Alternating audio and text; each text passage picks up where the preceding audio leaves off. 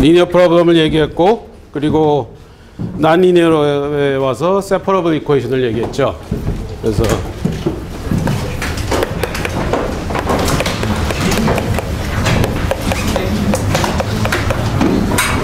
이런 형태일 경우, 그래서 이런 형태인 경우 GY를 양변을 나눠서 양쪽을 적분해주면 쉽게 우리가 구할 수 있다 그랬어요. 또 이런 것을 세퍼러블 이퀘이션이라고 한다.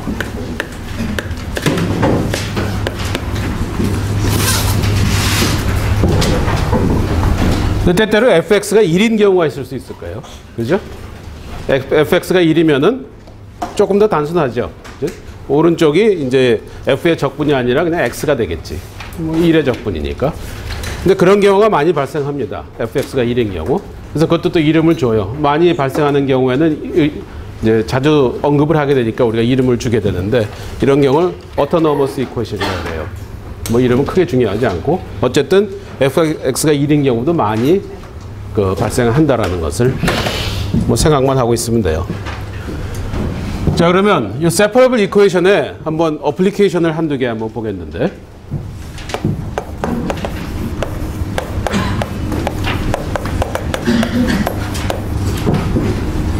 첫 번째로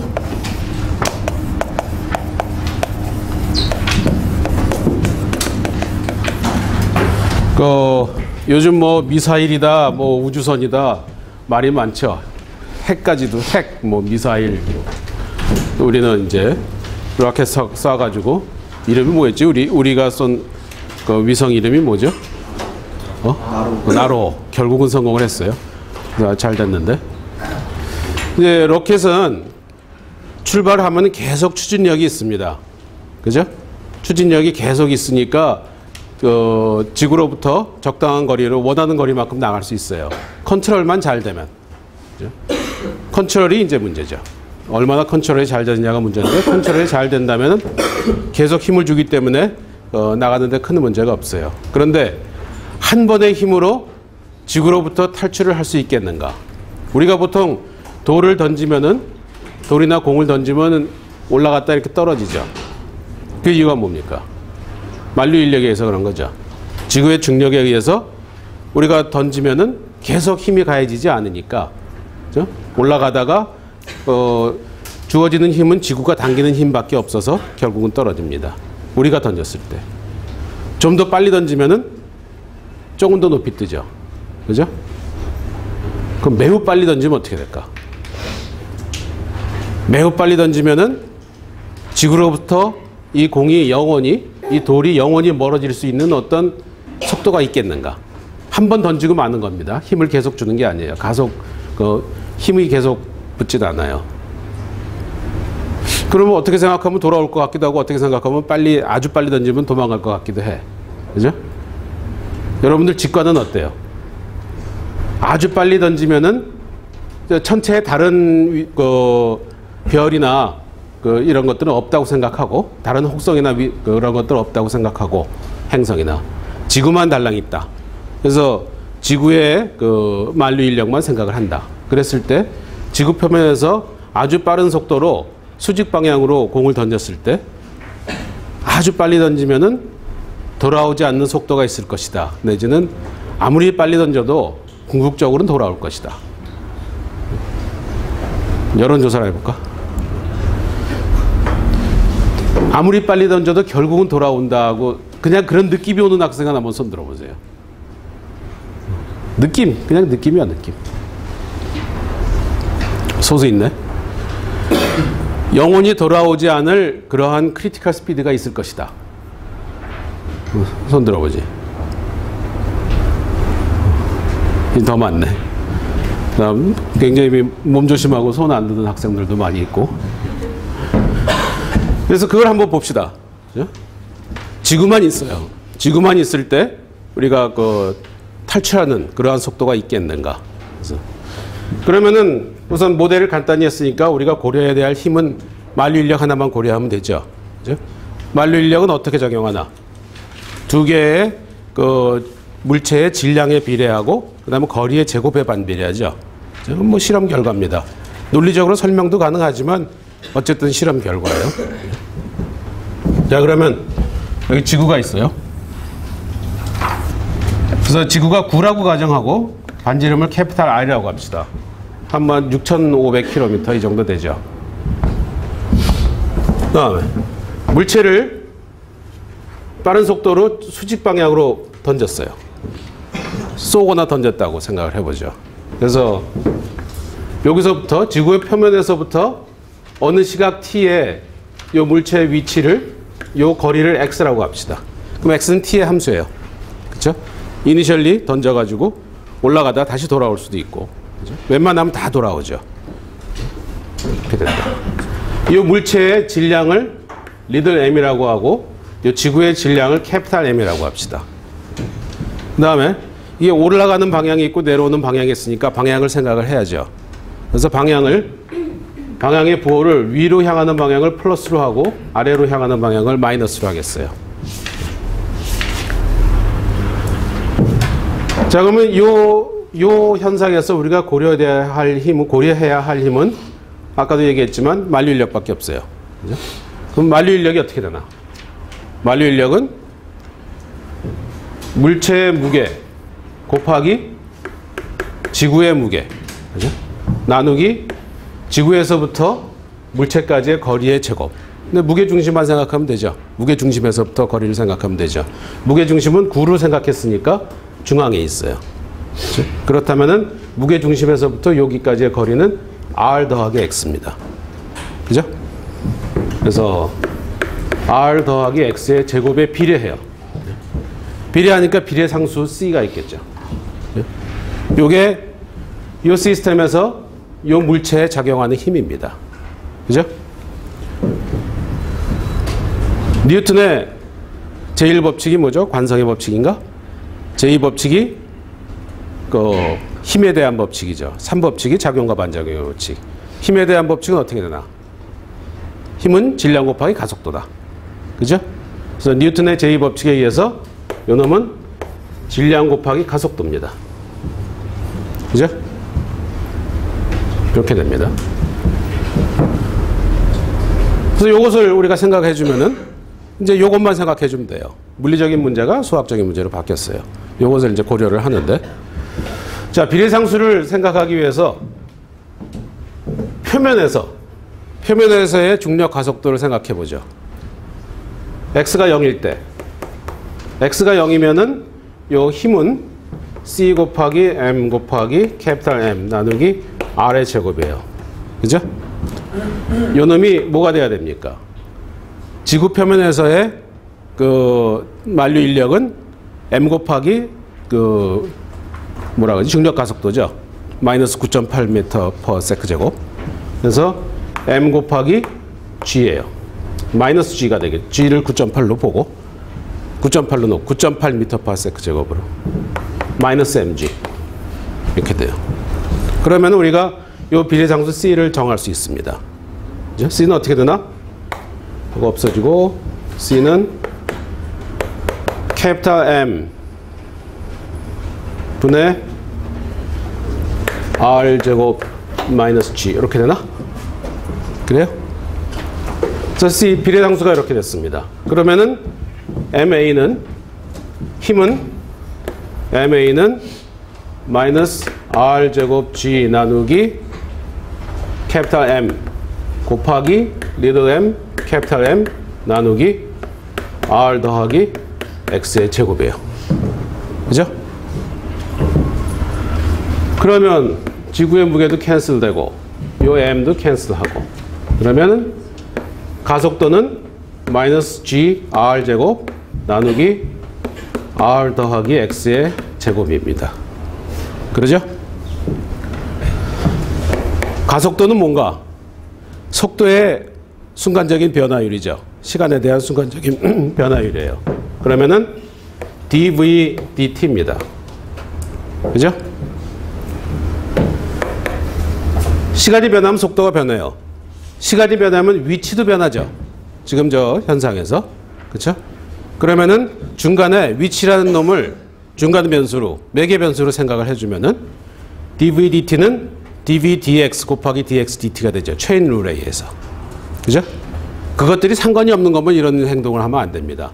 그러나 셋 다 유기적으로 연관이 돼 있으니까 이런 식으로 해도 돼요. 그죠? 그러니까 그 매개 변수를 쓸 때는 서로 연관이 돼 있는가를 생각을 해야 돼요. 서로 상관도 없는 걸 갖다 막 쓰면은 뭐 y는 없는데 dy dt를 막 쓰고 그러면 그건 0이 돼 버리니까 안 되죠. 그죠? 그러니까 서로 연관이 있기 때문에 그러면 dv dx dx dt입니다. 그죠? 근데 dx dt가 뭔가? 높이의 시간에 대한 순간적인 변화율이죠. 여기서는 지금 이 물체는 1차원으로 움직이고 있어요. 1차원으로 움직이고 있으니까 dx dt는 결국 이 물체의 속도죠. 그렇죠? 이 위치의 시간에 대한 순간적인 변화율이니까 그놈의 속도입니다. 그죠? 그래서 이 놈은 다시 dv dx v 이렇게 돼요. 그러니까 v dv dx는 이 놈이 된 겁니다. 그죠? 그래서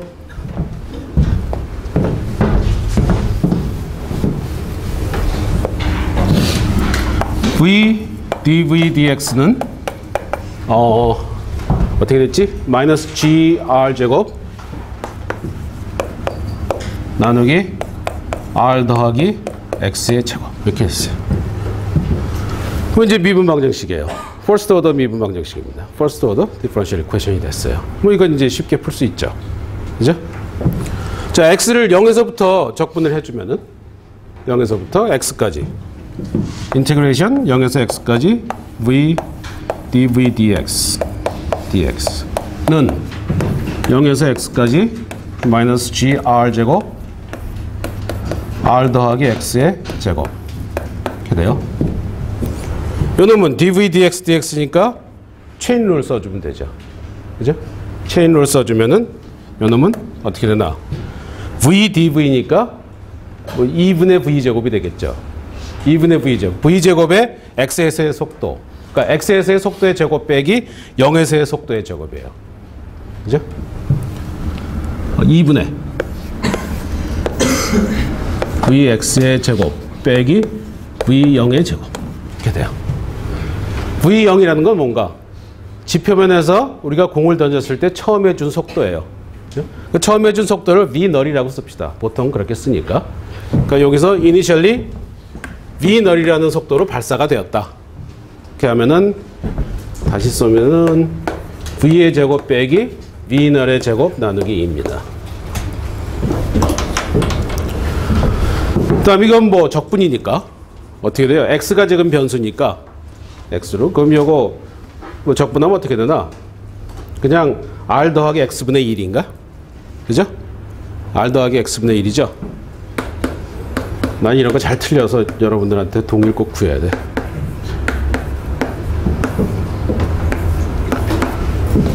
맞아요? 이게 플러스가 되지. 그쵸? 마이너스 2제곱이니까. 이렇게 되죠? 그러면은 어떻게 되나? gr 제곱, 그 다음에 r 더하기 x분의 1 빼기 r분의 1 이렇게 되네. 그죠? 다시 쓰면은 r 더하기 x분의 gr 제곱 빼기 gr 이렇게 돼요. 계산 틀린 거 없죠?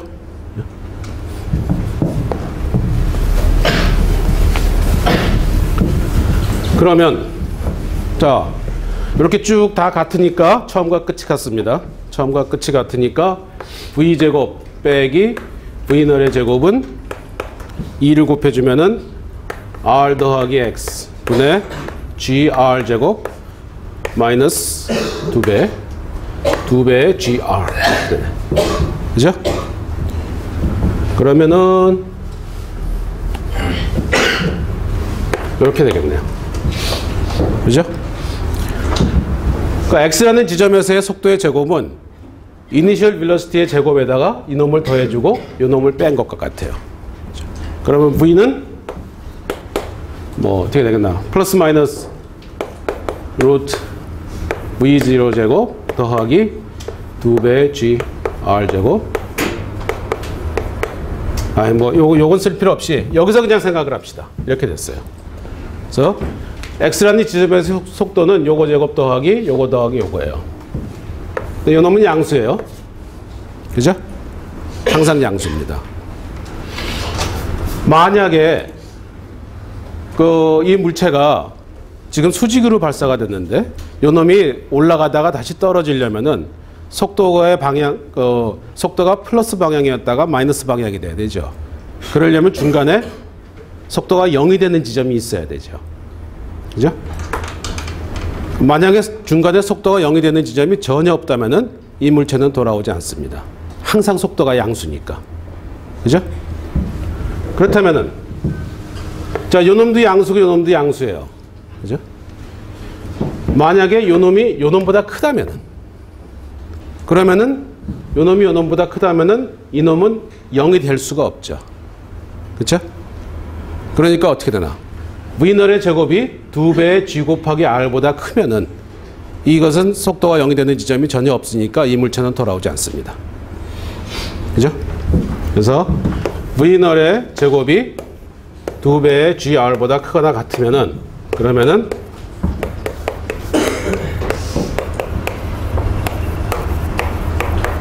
돌아오지 않는다. 그죠? 그러니까 0이 되는, 속도가 0이 되는 부분이 없으니까 돌아오지 않는다. 즉, 지구로부터 영원히 떠나게 돼요. 이해가 가죠? 그래서 간단한 어플리케이션으로 이런 얘기를 할 수 있어요. 그럼 어느 정도 속도인가 한번 봅시다. 여기 얼마인가? 2 곱하기 9.8 곱하기 10의 마이너스 세제곱 킬로미터로 하면 이렇게 되죠.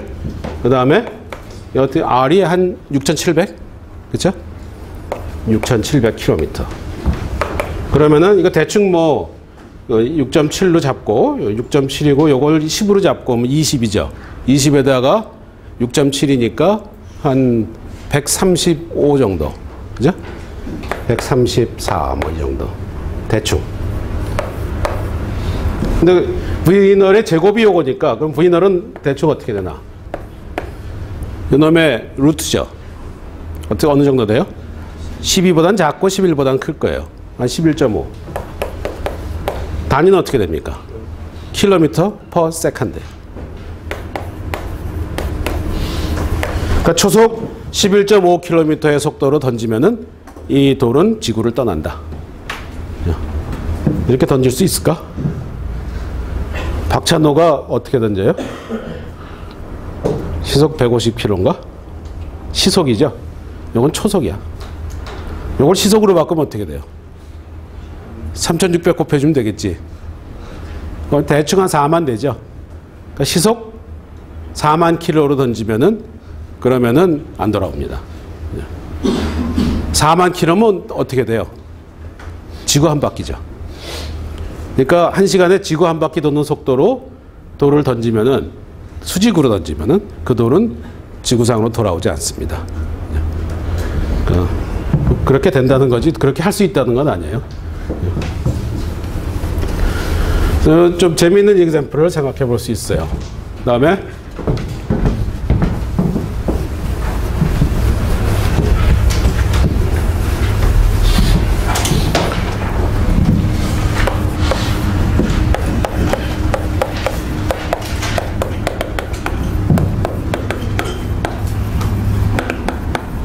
인구 문제. 지난 시간에 우리가 인구 문제에 대해서 얘기를 했었어요.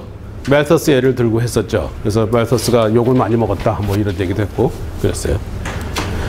그래서 그 이론이 말서스가 주장한 이론은 인구의 시간에 대한 변화율은 birth rate 빼기 그 death rate 해가지고 그놈의 인구의 배수에 비례한다. 뭐 이것이었어요. 이게 말서스가 주장한 이론이었습니다. 그리고 상당히 설득력이 있었어요. 그래서 그 말서스는 결국 요 놈을 풀어보면은 지수함수가 나오니까 인구는 곧 거의 무한에 가까운 숫자로 금방 증가하게 된다. 그래서 식량이 모자라서 지구는 파멸에 이르게 될 것이다. 뭐 큰 전쟁에 도달하게 될 것이다. 이런 얘기를 했었어요. 그러나 그 얘기는 틀렸어요. 그래서 사람들이 이제 그 어떻게 이놈을 좀 보정을 할 것인가 생각을 했습니다. 그래서 생각을 한 것이 버스레이트가 컨스탄트인 거는 거의 맞아요. 그 어느 한 시대 동안 버스레이트는 크게 변하지 않습니다. 지역마다 조금씩 차이는 있지만 전체적으로 보면 버스레이트는 어느 일정 시간 동안에는 상수라고 볼 수 있어요. 그러나 데스레이트가 과연 상수냐? 이건 굉장히 의심스럽다는 거죠. 그래서 거기에서 변화를 줘야 된다. 그러니까 아무런 일이 없는 유토피아에서는 아마 데스레이트도 상수일 겁니다. 그러나 우리가 사는 곳은 그렇지 않으니까 어느 정도 인구가 증가하면은 그 다음에는 여러 가지 작용들이 많이 생깁니다. 전쟁도 일어나기도 하고, 그 다음에 인구가 많이 증가하면은 질병이 전달이 잘 되죠. 사람들끼리 접촉이 많으니까 질병이 전달이 잘 돼요. 그 다음에는 병에 의해서 죽는 사람도 많이 생기게 되고, 그러니까 인구가 늘어나면은 데스 레이트가 상수가 아니라 인구에 비례하는 함수가 되는 겁니다. 그죠? 항상 상수가 아니라요. 그래서 그런 면을 생각을 해보자. 그래서 이것을 수정한 것이 dpdt는 자, 알파 p 이거는 버스 레이트에 의한 것이고, 그 다음에 요거는 증가해 주는 요소죠. 인구를 감소하는 요소가 있는데 그 감소하는 요소는 파퓰레이션에 비례하지 않고 파퓰레이션의 제곱에 비례할 것이다 라고 생각을 했어요. 왜냐하면 파퓰레이션 대 파퓰레이션의 인터랙션이니까 일단 P의 제곱을 한번 생각을 해보자. 그렇게 생각을 해본 겁니다. 그래서 이 결과를 분석한 결과 실제로 데이터하고 맞춰보면은 데이터하고 맞아 들어가면은 그러면 이것이 설명해주는 식이 되겠죠. 꼭 이렇게 된다라고 증명은 할 수 없습니다. 그죠? 그건 할 수 없어요. 뭐 어떻게 할 수가 있겠어요. 두 개 만류 인력이 두 개의 물체의 질량의 곱에 비례한다. 설명은 할 수 있지만 증명은 못 합니다. 그죠? 그걸 어떻게 증명을 하겠어요? 여러 가지 설명은 가능해요. 뭐 중력장을 얘기하고 그러면은 거리의 제곱이 반비례하게 되고 그건 다 설명이에요. 증명은 아니에요. 이것도 이렇게 한 다음에 그 다음에 이제 만류 인력도 실험체하고 비교해 보니까 거의 맞으니까 그것을 정설로 받아들이는 겁니다. 수학적인 증명은 아니죠. 논리적인 귀결도 아니고. 이것도 이렇게 세웠어요. 그 다음에 데이터들과 비교를 했어요. 그랬더니 얼추 맞습니다. 그래서 요렇게 이제 생각을 했어요. 그럼 요 놈을 한번 생각을 해보면 우리가 요 미분 방정식의 해를 생각해 봅시다. 해를. 물론 직접 풀 수도 있어요. 직접 풀 수도 있지만 직접 풀지 않고 해가 어떤 모양인지 한번 방정식 자체에서 찾아내는 방법을 생각을 해보죠. 모양만 생각하는 것. 왜냐면은 우리가 방정식을 풀 수 있는 경우도 상당히 있지만 많은 경우에 방정식을 직접 풀지 못합니다. 여러분들이 적분만 생각해도 그래요. 적분을 하는 방법이 뭐가 있어요? 치환적분, 부분적분밖에 없죠. 또 다른 대단한 툴이 없죠. 그거 둘을 사용해서 적분을 하다 보면 적분 안 되는 것들이 부지기수죠. 2의 x제곱은 적분 못합니다. 그죠? 그러나 굉장히 유용한 함수예요. 적분에서도 그럴진데 미분 방정식이 다 손으로 풀릴 리 없겠죠. 그러니까 손으로 풀 수 있는 건 풀어보지만 안 되는 것들은 뭐 할 수 없고, 그러면 해 모양, 해가 존재하는가, 그런 것을 먼저 생각을 해보고, 그다음에 존재한다면 어떤 모양인가, 어떤 성질을 가졌는가, 그런 것을 생각하는 것이 매우 중요합니다. 그래서 요 간단한 데서도 그런 훈련을 한 번씩 해보는 게 좋은데, 이거 한번 보죠. 그래서 dpdt는 알파 p 1 빼기 베타 나누기 알파 p 이렇게 돼요. 그죠?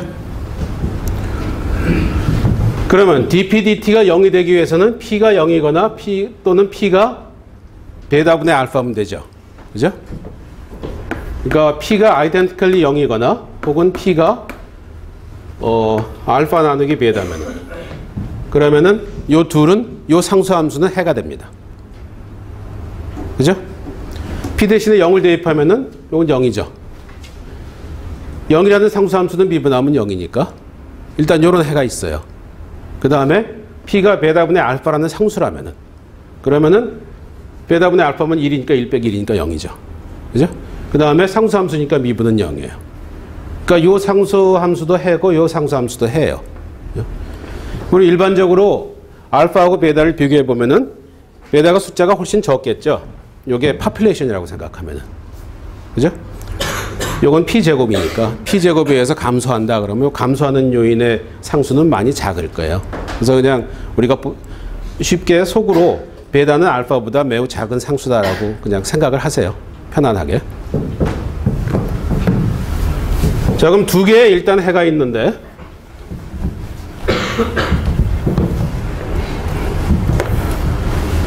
이거 시간이다. 하나의 해는 P는 0이에요. 요것이 해입니다. 그죠? 또 하나의 해는 베타분의 알파라는 상수예요.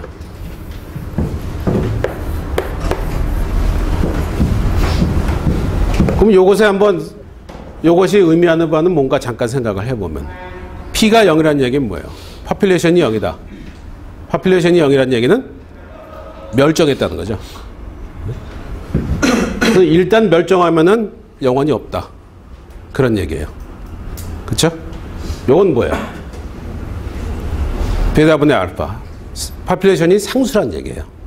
요 상수에 도달하면은 더 이상 변하지 않는다. 죽는 숫자와 태어나는 숫자가 같아가지고 같은 숫자가 유지가 된다는 겁니다. 그러니까 두 개가 다 평형 상태죠.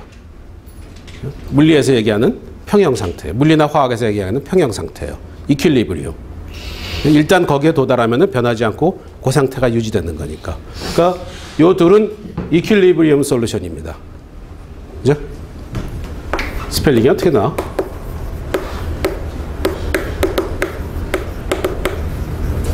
L이 하나, 두 개인가? 하면 어떻게 되나? 날 쓸 때마다 써놓고 보면 어색해. 맞아요? 휴대폰으로 다 별거 다 하잖아요, 요새. 만약에 두 개면 두 개 쓰세요. 하여튼 이퀄리브리움 솔루션이에요. 평형 상태다. 혹은 평형 상태의 해입니다. 두 개 해가 있어요. 두 개 해가 있는 건 일단 알았어요. 방정식 자체에서 금방 찾아냈습니다. 그러면 다른 해들의 모양은 어떻게 될 것인가? 그러니까 만약에 이니셜리 이 인구에서 시작했으면 이게 영원히 계속되는 거고 이니셜리 여기서 시작했으면 영원히 계속되는 거예요. 그럼 이니셜리 여기서 시작할 수 있고 여기서 시작할 수 있고 여기서 시작할 수 있죠. 그럴 때 봅시다. 그러면 우선 dp/dt를 생각을 해보면 dp/dt는 인구의 시간에 대한 변화율이죠. 변화량이에요. 그런데 p가 베타분의 알파보다 크면은 그럼 어떻게 되나? 자, 요건 양수고 요게 양수고 베타분의 알파보다 크면은 요게 1보다 큰 수죠. 그러니까 양수 음수가 돼서 dp/dt는 음수입니다. 그죠? 그래서 P가 베타분의 알파보다 크면은 dp/dt는 음수예요. 즉 어떻게 되나? P가 감소한다. 그죠? 음수니까 미분이 음수니까 줄어들어야죠. 그래서 개체수는 줄어듭니다. 파퓰레이션은. 그다음에 P가 0하고 베타분의 알파 사이면은 그러면은 자 이거 파퓰레이션이니까 항상 양수고 요놈이 양수고 요게 양수니까 그러면은 dp/dt가 0보다 크고 따라서 파퓰레이션은 증가한다. 그죠? 증가한다. 즉 이니셜리 여기 어디 있었으면은 감소한다는 얘기예요. 이니셜리 여기 어디 있었으면 증가한다는 얘기예요. 그죠? 그래서 베타분의 알파를 기점으로 해서 요거보다 인구수가 작으면 인구는 증가하고 베타분의 알파를 기점으로 해서 그거보다 크면은 감소한다. 그죠? 그래서 그런 사실을 알 수 있어요. 그러면 증가하고 감소하더라도 증가하는 모양이 있고 감소하는 모양이 있죠. 컨케비티를 항상 또 생각해 봐야 되죠. 그렇죠? 그러니까 볼록하냐 오목하냐 뭐 이런 것들. 그러기 위해서는 두 번 미분한 것을 봐야죠. 그죠? 그래서 P의 두 번 미분을 한번 보겠어요. 이놈은 dp dt의 시간에 대한 미분이니까. 그죠? 근데 dp dt는 알파 곱하기 p 곱하기 1 빼기 베타 나누기 알파의 p니까 요놈의 미분이에요. 아, 이건 뭐 복잡하다. 쓰지 말고 처음에 요걸 씁시다. 알파 p 빼기 베타 p 제곱.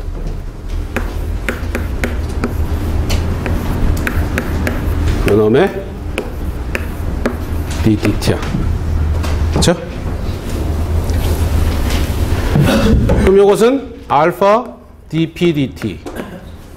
그 다음에 여기선 마이너스 베타 p 제곱 dt니까 2배의 p dp dt. 이렇게 되죠? 두 번, 뭐, 체인 룰에 의해서 이렇게 될까요? 그러면, 이놈은 알파 빼기 2배의 베타 p 곱하기 dp dt예요. 그렇죠? 이놈은 다시 흑판이 너무 작아. 자, 알파 빼기 2배 베타 p dp dt인데 dp dt는 다시 요 놈이니까 요 놈을 쓰면은 어떻게 되나? 알파 p 1 빼기 베타 나누기 알파 p. 그다음에 여기서도 알파를 또 하나 해주면 알파 제곱 1 빼기 2배의 베타 나누기 알파 p. 이렇게 되죠. 그죠? 여기서 알파를 뺐어요. 그래서 알파 제곱. 그래서 p의 두 번 미분은 알파 제곱 곱하기 p 곱하기 1 빼기 알파분의 베타 p 곱하기 1 빼기 알파분의 2배의 베타 p입니다. 그러면 두 번 미분이 0이 되는 점은 어떻게 되나? 0이 되는 p는 0하고 베타분의 알파하고 2배의 베타분의 알파죠. 그렇죠? 0하고 알파분의 베타는 아까 여기 있었어요. 그럼 2배의 베타분의 알파는 요 중간이에요. 그죠? 그래서 알파 나누기 2배의 베타. 그러니까 두 번 미분이 0이 되는 점은 0이 되는 곳은 여기 아니면 여기 아니면 여기입니다. 그죠? 자, 그러면 세 개의 구간이 있는데 p가 베타 나누기 알파보다 크면은 그럼 두 번 미분은 어떻게 되나? p가 베타분의 알파보다 크면은 알파 나누기 베타. 알파 나누기 베타보다 크면은 그럼 두 번 미분은 요건 양수고, 그쵸? 요거는 음수죠. 그죠? 알파 음수. 그다음 요거는 요것도 음수죠. 알파분의 베타니까 어떻게 되나? 알파분의 베타. 그럼 베타분의 알파니까 베타 없어지고 알파 없어지고 2가 되잖아. 그죠? 1 빼기 2보다 큰 거니까 더 많이 작아지니까 음수 양수예요. 그렇죠? 알파 제곱은 양수고. 그러면은 음수가 두 번 곱해지니까 양수입니다. 그렇죠? 그래서 p의 두 번 미분은 양수다. 양수면 어떻게 됩니까? 컨케이브 업이죠. U자 모양이에요. X제곱 모양 그런 거죠. 그 다음에 P가 베타분의 알파하고 2배의 베타분의 알파 사이에 있으면은 요 사이에 있으면은 요거는 음수고 요건 양수고 요건 양수죠. 그죠? 양수 음수니까 전체적으로 음수예요. 그러죠? 그래서 2제곱 P 나누기 음수다. 이렇게 돼요. 그 다음에 P가 알파 나누기 2배의 베타하고 그 다음에 0 사이에 있으면 그러면은 모조리 다 양수죠? 양수예요. 그러죠? 다 양수입니다. 다 양수니까 dp dt는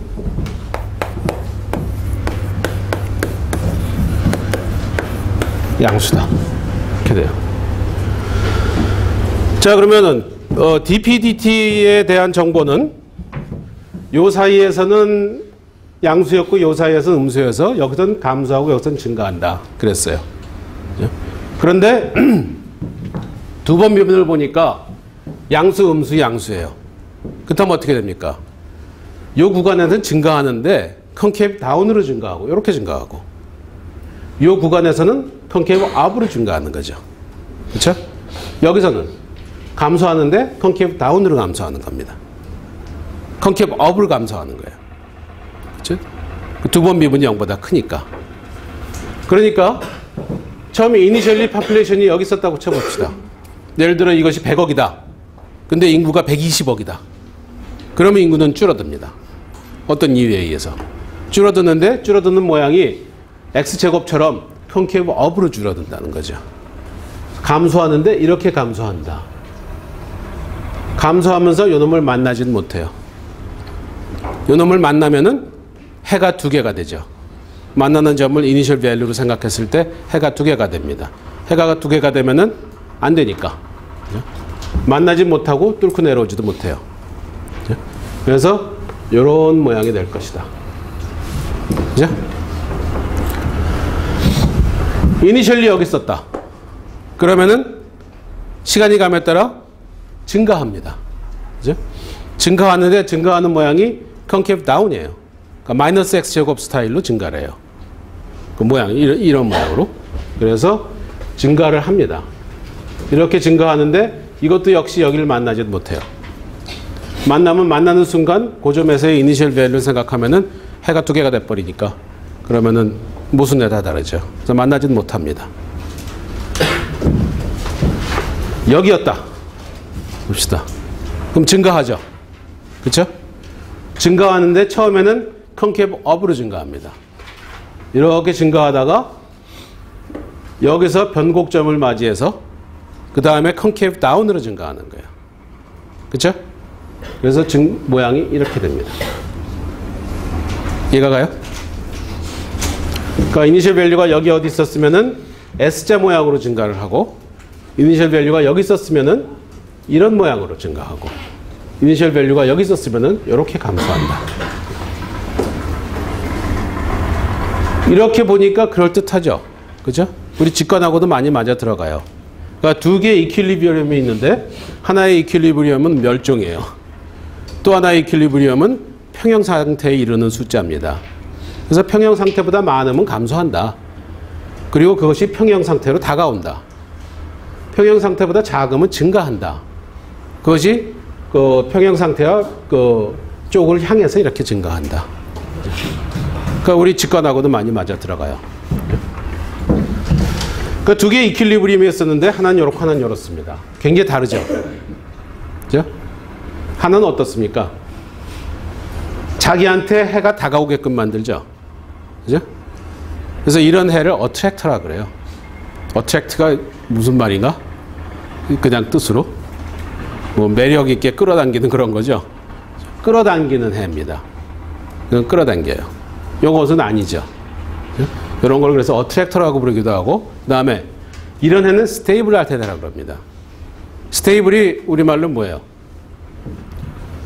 안정됐다는 거죠. 안정됐다는 게 뭡니까? 가만히 있고 아무 일도 없는데 안정됐다는 게 아니에요. 안정됐다는 것은 변화가 있어도 다시 그 자리로 돌아오는 게 안정된 거죠.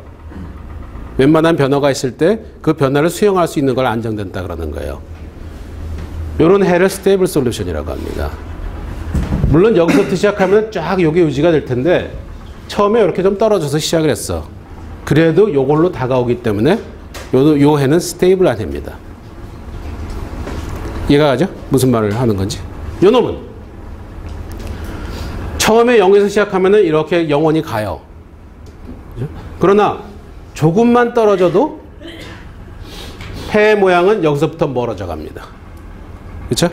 그래서 이거는 unstable한 솔루션이에요. 이건 unstable하고 이거는 stable한 겁니다. 그러니까 이퀄리브리엄, 평형 상태가 두 개가 있는데 둘 중에 하나는 stable하고 하나는 unstable예요. 그래서 이 놈은 stable한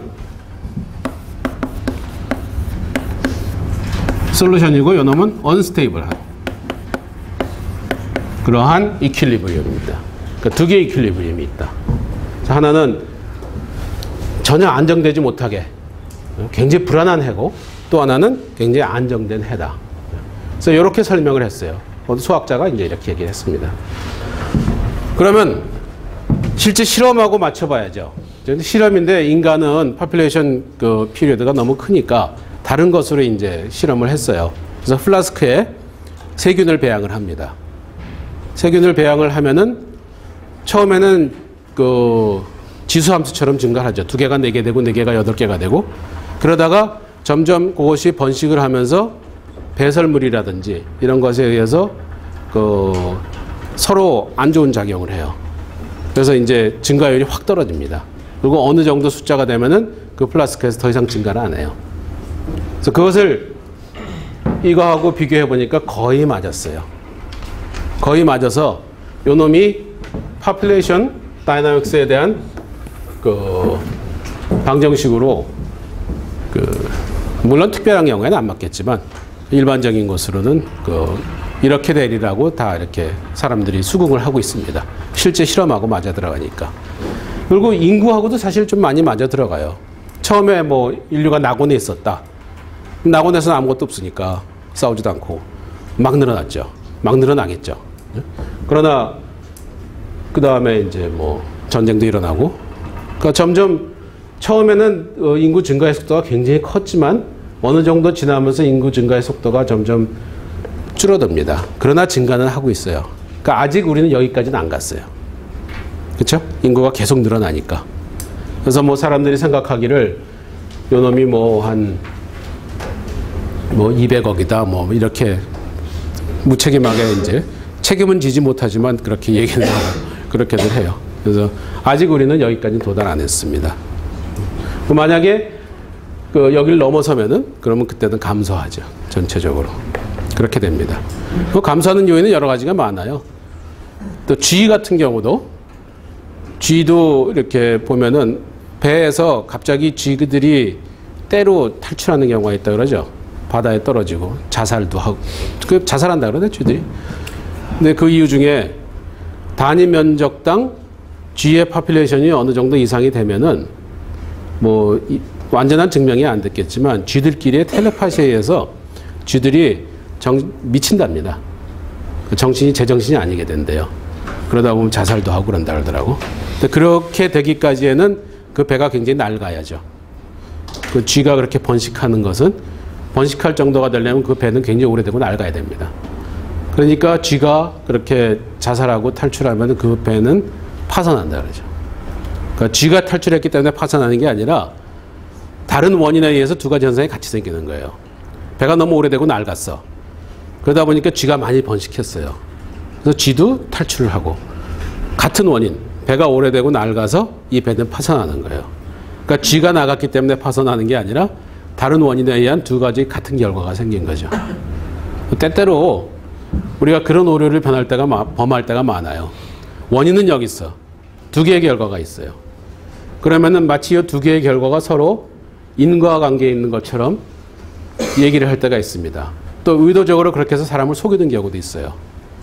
그게 좀 그러면 안 되죠. 그러니까 들을 때 잘 들어야 돼요. 그 많은 예를 드는 경우가 그런 예들이 굉장히 많아요. 같은 원인에 의해서 두 가지 결과가 났는데 그거는 원인과 결과이고 요 둘은 원인과 결과의 사이가 아닙니다. 다른데 원인이 있는 거죠.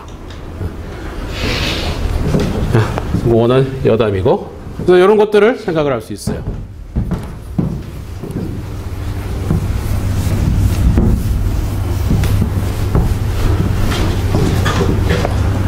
그럼 이거는 어떻게 되겠나?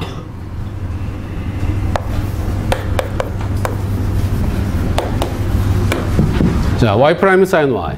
이것도 풀 수 있어요. sin y 왼쪽으로 하면은 코시컨트니까 코시컨트 적분 되죠. 뭐 로그의 뭐 절대값 코시컨트 더하기 뭐 백인가 뭐 어쩌고 어떻게 해서 어떻게 돼요. 그러나 풀지 말고 한번 생각을 해봅시다. 이거의 이퀄리브리엄 솔루션은 뭐가 있습니까?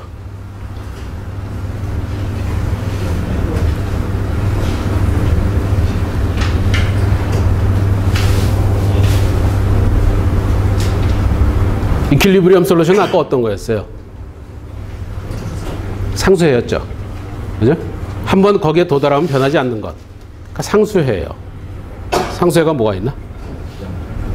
0이 있죠. 또 파이, n 파이가 이퀄리브리엄 솔루션이죠. 그죠? 그럼 그놈들 중에 스테이블한 놈이 있고 스테이블하지 않은 놈이 있을 거예요. 그건 어떻게 하면 되겠나? 아까처럼 생각해 보면 되죠. y 세컨드 프라임은 어떻게 돼요? y 세컨드 프라임은 코사인 y 곱하기 y 프라임이니까 코사인 y 곱하기 사인 y가 되겠죠. 그럼 2분의 사인 2y가 되겠네. 뭐 그렇게 되겠죠.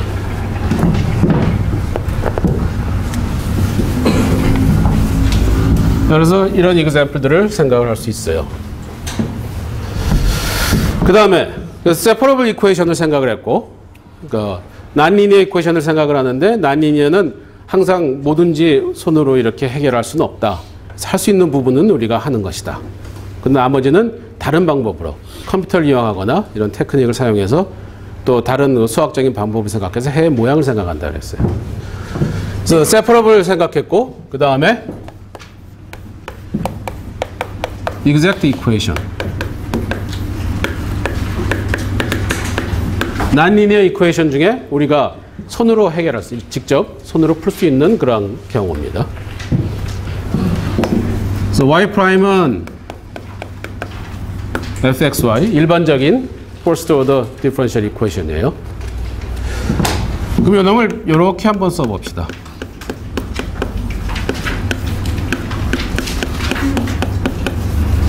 자, xy의 함수 f예요. fxy인데 이놈을 그냥 다시 두 개의 함수의 나눗셈으로 생각을 하고, 그래서 마이너스 n분의 m 이렇게 생각을 했어요. 이게 만약에 그 분수가 전혀 없는 함수라면 n을 1로 보면 n이 1이면 되니까, 그렇죠? 이렇게 표기할 수 있어요. 이렇게 표기한 다음에 다시 보면은 이걸 양면에 곱해주고 넘기고 하면은 mxy 더하기 nxy y 프라임은 0입니다. 그죠? 그러니까 이것도 first order differential equation의 일반적인 형태예요. 이렇게 얘기할 수도, 이렇게 쓸 수도 있고 이렇게 쓸 수도 있어요. 그렇죠?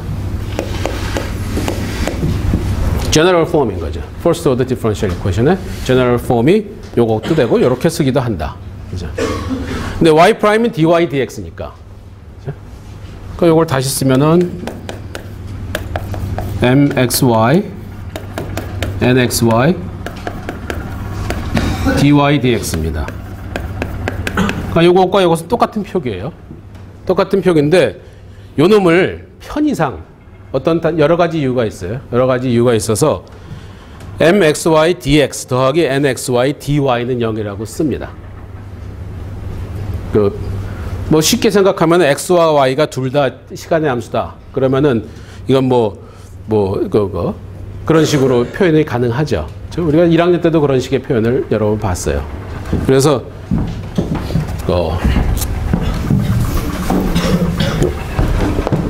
요 놈을 다시 m dx 더하기 n dy는 0.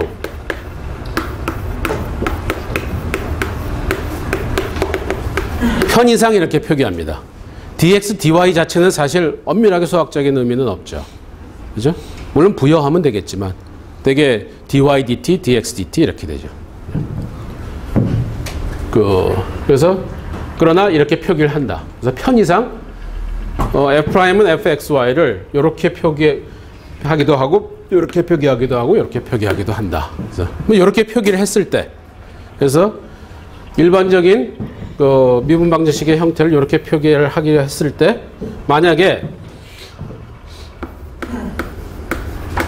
어떤 함수 캐피탈 F가 존재해서 캐피탈 F의 X에 대한 미분이 요 놈이고 캐피탈 F의 Y에 대한 미분이 요 놈인 경우,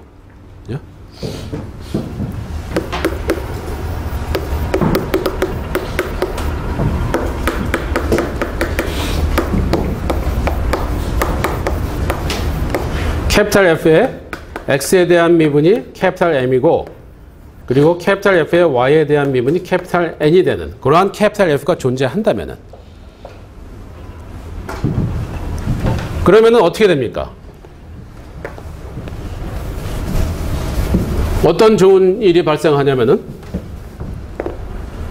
캐피탈 fxy는 c라는 이런 방정식을 생각하면 x와 y의 관계식을 생각하면 그러면은 요걸 양변을 x로 한번 미분해 봅시다. 양변을 x로 미분하면 어떻게 돼요? f의 x에 대한 미분 더하기 f의 y에 대한 미분 dy dx는 0이 되죠. 그죠? 요건 상수니까 미분하면 0이고 요거는 체인 룰에 의해서 f의 x에 대한 미분 곱하기 dx dx인데 dx dx는 1이니까 쓸 필요 없고 f의 y에 대한 미분 곱하기 dy dx가 되죠. 이렇게 돼요. 그런데 f의 x에 대한 미분은 m이고 요 놈은 n이니까 m 더하기 n dy dx는 0이 돼요. 그죠? 그럼 어떻게 됩니까? 요 놈은 요 방정식을 만족시키는 관계식이 되죠. 그죠? 따라서 요 놈은 요것의 해입니다. 그죠? 요 방정식을 만족하는 관계식이니까 해가 돼요. 그러니까 만약에 캐피탈 F가 존재해서 캐피탈 F의 X에 대한 미분이 캐피탈 M이고 캐피탈 F의 Y에 대한 미분이 캐피탈 N이 된다면은 그러면은 요 미분 방정식의 해는 F는 C로 표시할 수 있다가 돼요. 굉장히 좋죠. 그죠? 이런 캐피탈 F만 찾을 수 있다면은 우리는 이 퍼스트 오더 이퀘이션의 해를 순식간에 찾을 수 있는 겁니다. 그죠?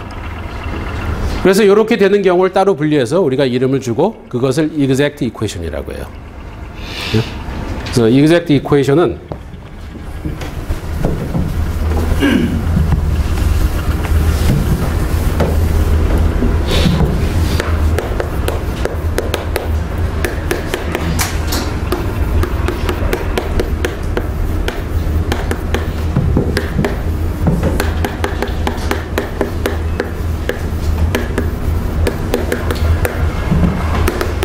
exact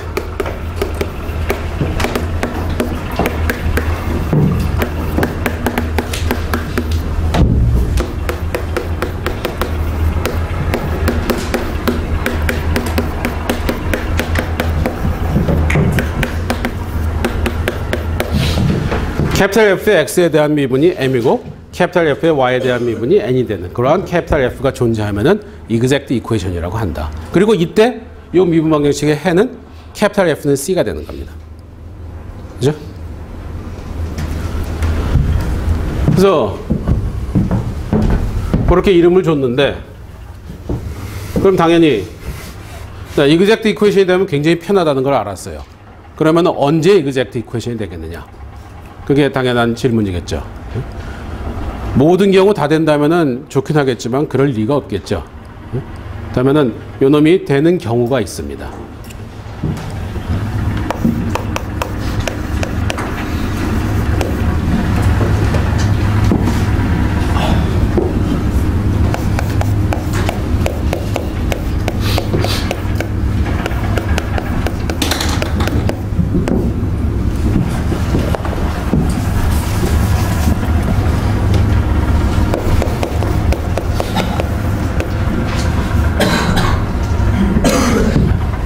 매끄러운 표현을 쓰기 위해서 책에 나온 표현을 쓰자. 봅시다.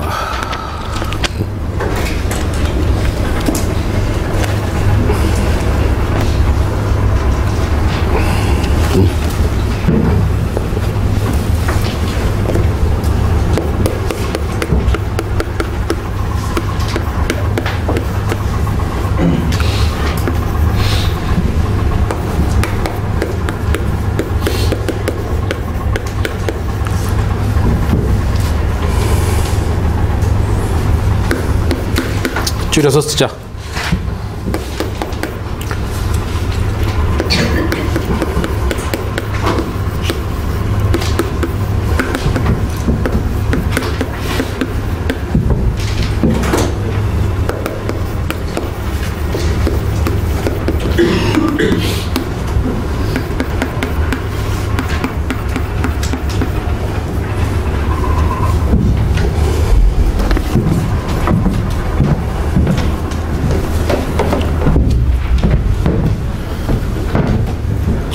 m하고 n, m의 y에 대한 미분, n의 x에 대한 미분. first derivative가 다 그냥 생각됐다고 생각하면 됩니다.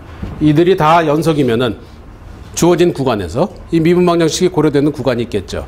그 구간에서 요놈들이 다 연속이면은 그러면은 요놈이 m dx 더하기 n dy는 0이 exact가 되기 위한 필요 충분 조건은 m의 y에 대한 미분과 n의 x에 대한 미분이 같은 것이다. 이 비슷한 것을 1학년 때 본 적이 있죠.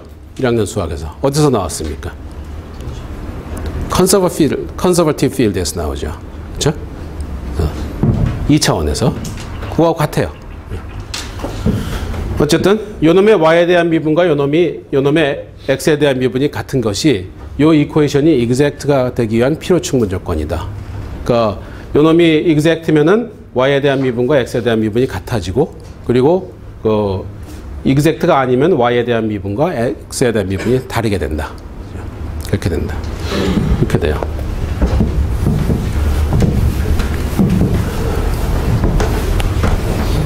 자, 한번 왜 그렇게 되다 봅시다.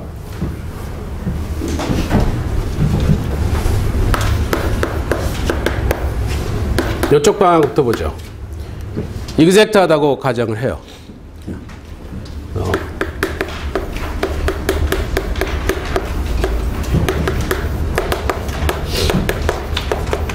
exact 하면은 캐피탈 F가 존재해서 캐피탈 F의 X에 대한 미분이 요놈이고 Y에 대한 미분이 요거라 그랬으니까. 그죠? 캐피탈 F의 X에 대한 미분이 M이고 캐피탈 F의 Y에 대한 미분이 N입니다. 그러한 F가 존재하는 거예요. 그죠? exact 하니까.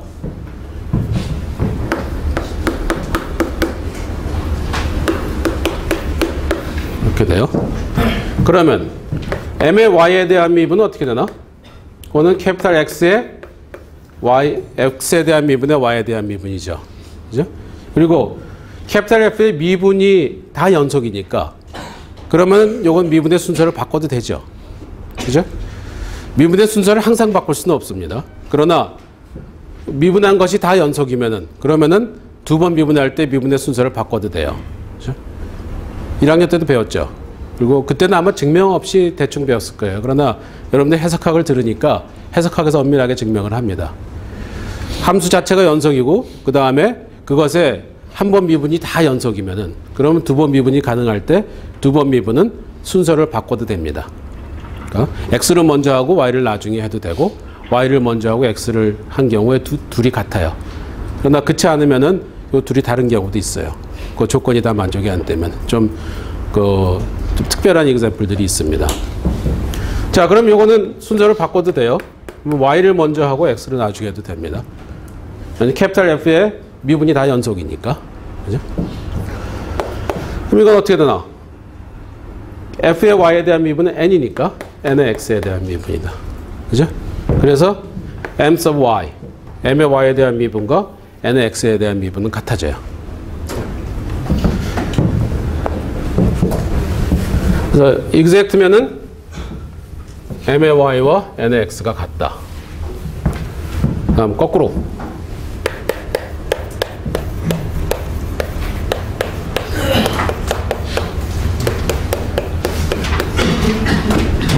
m의 y에 대한 미분과 n의 x에 대한 미분이 같다는 가정하에 exact임을 보여봅시다.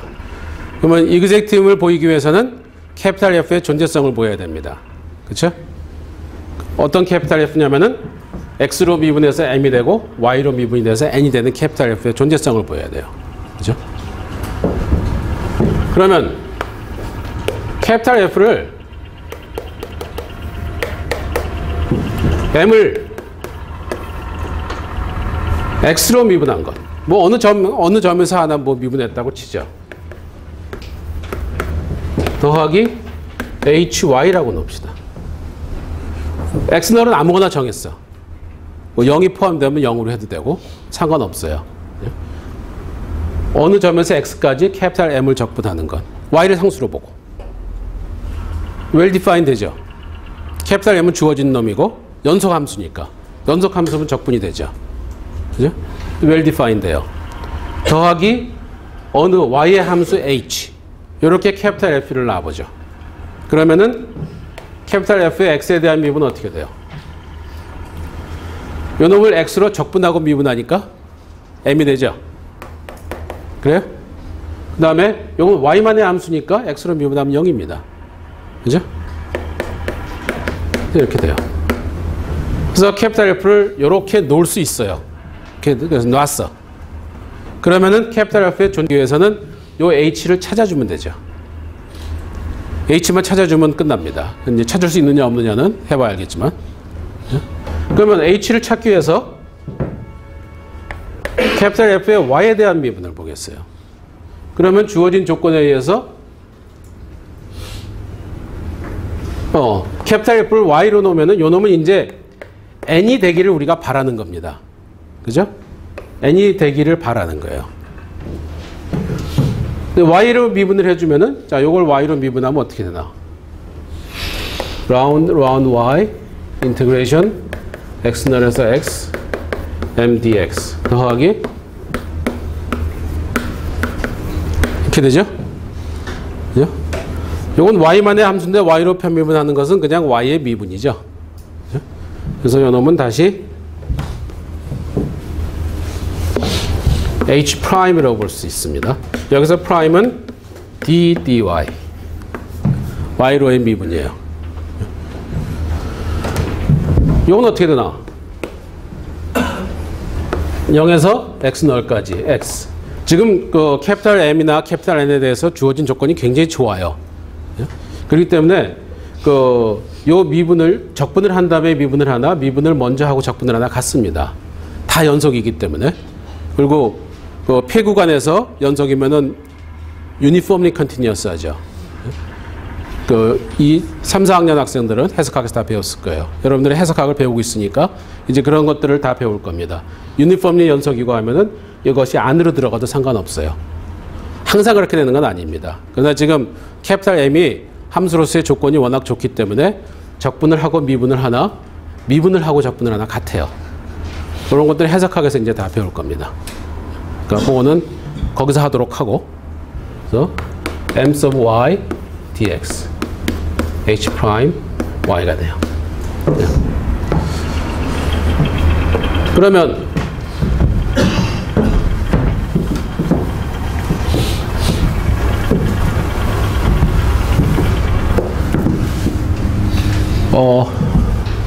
어떻게 됐었지? 인테그레이션.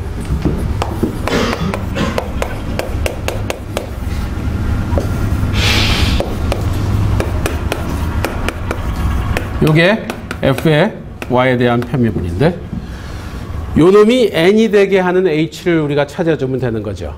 그러면 되는 거예요. 그러면 f의 y에 대한 편미분이 n이 되는 거니까. 그죠? 그래서 요 놈을 n이라고 놔봅시다. 그러면 캐피탈 f의 y에 요 놈이 n이 된다는 것이 아니라 요 놈이 n이 되게끔 h를 찾아봅시다. 알겠죠? 이미 요 연산 결과가 h가 된다는 거 아니에요. 지금 우리가 h가 뭔지 모르니까. 그죠? 요것이 n이 되게끔 이렇게 나와보자는 거예요. 이렇게 나와서 이렇게 났을 때 요 h를 성공적으로 찾으면은 이제 이 증명은 끝난 겁니다. 그죠? 그래서 이렇게 놓으면은 h 프라임 y는 인테그레이션 x0에서 x my dx. 요거 빼기고 n 빼기 이렇게 되겠죠. 그죠? 요렇게 되는 h를 찾아주면 돼요. 그죠? 요렇게 되는 h를 찾아주면은 그러면은 그 h를 여기다가 써먹으면은 그러면은 f의 y에 대한 편미분은 n이 되니까 f의 x에 대한 편미분은 이미 m이 됐고 그 f의 y에 대한 편미분이 n이 되니까 f를 찾은 게 됩니다. 찾으면은 존재성이 증명이 된 거죠. 그렇죠? 자, 그러면 여기서 h를 구할 수 있느냐? 구할 수 있기 위해서는 어떻게 돼야 됩니까? 이쪽이 y만의 함수가 돼야 되는 거죠. 그렇죠? 그러니까 요 놈을 x로 미분하면 0이 돼야 돼요. 그래야 h를 구할 수 있죠. 만약에 여기에 x가 포함되어 있다면은 그러면은 y만의 함수를 미분한 것이 요 놈이 돼야 되는데 여기에 x가 있다면 이러한 h는 구할 수 없는 거죠. 그죠? 그래서 이쪽을 스타라고 하면은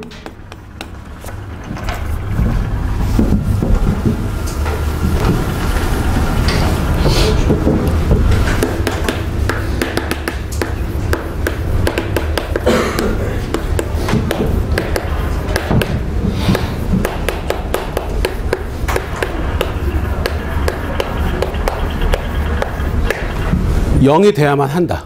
그죠? 그러니까 그걸 보여야 돼요. 그죠? 봅시다. 그러면 이게 0이 된다는 보장만 했으면 그 다음에는 단순 계산이니까 n하고 m은 주어져 있으니까 그 다음에 뭐 계산해주면 h를 구할 수 있는 거죠. 그죠? 그럼 봅시다. 스타의 y에 대한 미분은 n sub y 빼기 round x에 대한 미분이에요. sorry. x 그 다음에 x 널에서 x까지 m sub y dx 이렇게 돼요. 요거는 n sub x 빼기 x로 적분한 것을 x로 미분하니까 안에 것이 그대로죠. 그죠? m sub y. 그런데 주어진 조건에 의해서 m sub y하고 n sub x가 같으니까 이건 0이 돼요. 그죠? 즉 요놈의 x에 대한 편미분이 0이니까 요놈은 y만의 함수임이 보장이 된다. y만의 함수가 보장이 됐으니까 hy는 요놈을 y로 적분해 주면 되죠. 그렇죠? hy를 그렇게 해서 구해서 그 hy를 여기다 써먹으면은 그러면 캐피탈 F를 구할 수 있는 거예요. 그리고 그 캐피탈 F는 x로 미분하면 m이 되고 y로 미분하면 n이 됩니다. 이해가 가죠? 증명이 굉장히 좋죠. 그죠? 조금 복잡하게 느낄 수는 있지만 증명은 굉장히 좋다는 말이 어울리는지 모르겠는데 굉장히 좋은 증명이에요. 여러분들이 이제 수학을 계속 공부하다 보면 수학의 증명에 두 가지 방법이 있습니다. 어떤 방법이 있나? A면은 B라는 사실을 보이기 위해서 A에서부터 출발해서 A니까 A1이 성립하고 A2가 성립하고 해서 AN이 성립하는데 그 AN이 B다. 이렇게 증명하는 경우가 있죠. 그렇죠? 지금이 그렇게 한 거예요. 처음부터 시작해서 거기서부터 하나씩 이게 되니까 이게 돼야 되고 이게 되니까 이게 돼야 되고 이렇게 차곡차곡 가서 결국은 B가 성립한다 했어요. 그죠? 또 다른 증명은 어떻게 됩니까? B를 부정하면 A가 안 된다죠. 그래요? A면은 B를 증명하기 위해서 A니까 A1이 되고 그 다음에 A2가 되고 그래서 A sub n이 되는데 요놈이 B다. 이런 증명이 있고 B가 아니면은 A가 아니다. 이렇게 증명한 두 가지 방법이 있어요.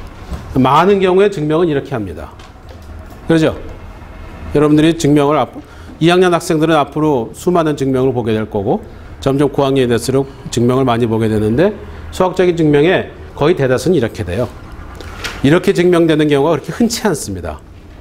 흔치는 않지만 이렇게 증명이 되면은 A에서 B에 도달하는 모든 것을 알게 되기 때문에 이렇게 된 그 증명이 된 정리들은 강력해요. 여기저기 쓸 때가 어플리케이션이 더 많습니다. 구조를 다 아니까. 요거는 되는 건 알아요.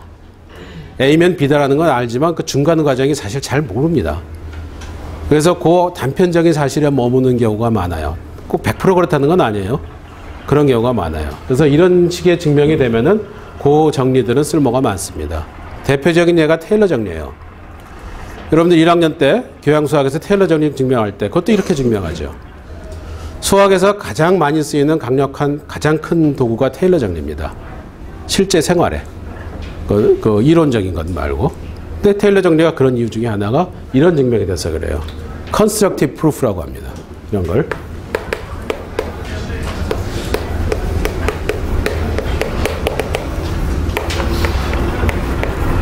건설해 나가는 증명인 거죠.